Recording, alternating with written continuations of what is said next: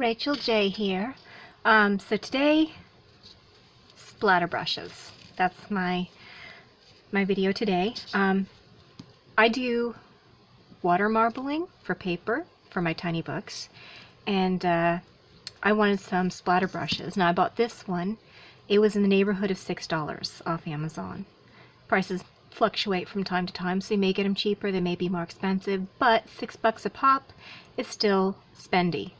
These work great, but if you want one for each color, if you need a lot of them, or they just get gunked up and you don't want to deal with it and you want a new one, that's $6 right there. So I figured time to make my own, because I want one for each color.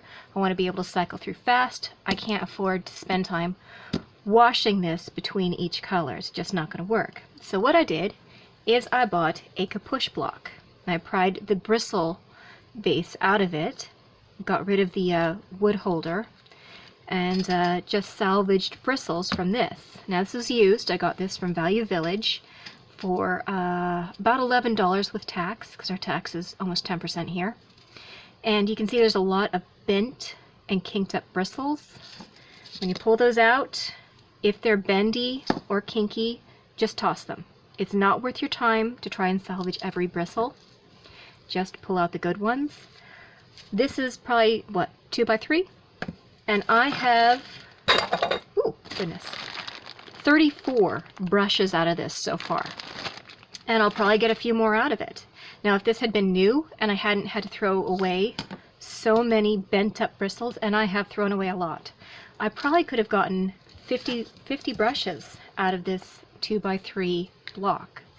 So if you can't find a used one in your local thrift store, it might actually be worth it to get a new one and go to town on it if you need a lot of splatter brushes. If you only need a few, it's not worth it to get one new, but if you're going to use this on a lot of projects and need a lot of brushes for different colors, or maybe you need a lot of brushes because you're going to have a group get together and do something, it might actually be worth it to go out and get a new block and do this if you can't find a used one.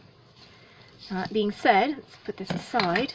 And initially, when I was taking the bristles out, because it was so tightly packed and so well glued in, I couldn't pry them out. So to start with, I actually cut these off with a box knife.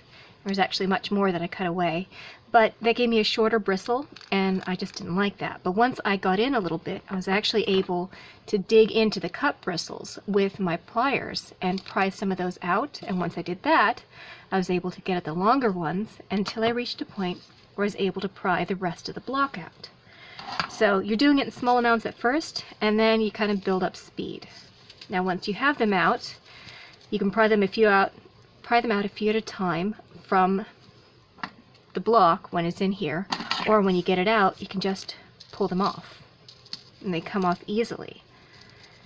And you just have to make sure you separate all the kinked up ones when you pull them off, and all the wavy ones.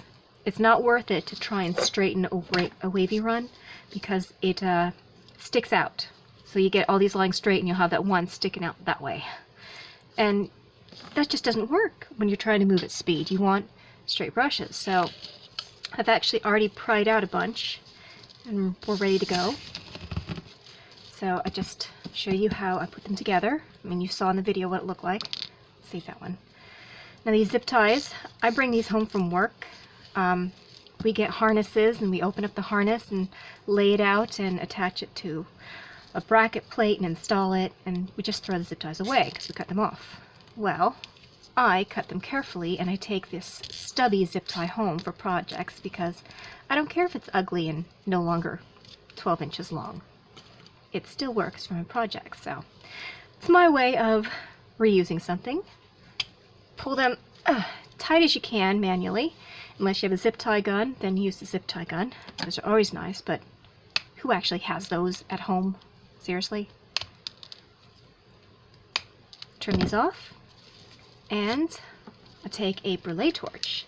Now zip ties, ouch, cut zip ties are rather pointy on the corners, and they will scratch you up. So I just take a second or two to run flame over each cut zip tie, and that melts it enough to be rounded so it doesn't scratch me. And that's really important because, yeah, zip ties will carve you up. If you work with them, you know what I mean. You go home looking like you own a cat from all the scratches up and down your arms. So, seriously, melt your ends. And then I take an extra one, wrap it twice, just loose, well, not loose, but not super tight, and trim it off. I don't bother to heat this one because when I'm going to use it, I just slide this off and discard. But in the meantime, this makes sure that when they're all bundled together, the ends don't tangle together and create a knot and end up with bendy bristles every which way. So I now have 35 splatter brushes out of this one used $11 Capuche block. So if you need splatter brushes, this is a very cost-efficient way to get loads of them for projects. So if you need a different brush for every color and you don't want to wash in between going to colors or it's time sensitive, this is a great way to end up with loads of them. Like I said, 34 of these bad boys, 35 now, from one block. Totally worth it, and I hope you give it a try because pricey, cheap. Which would you choose?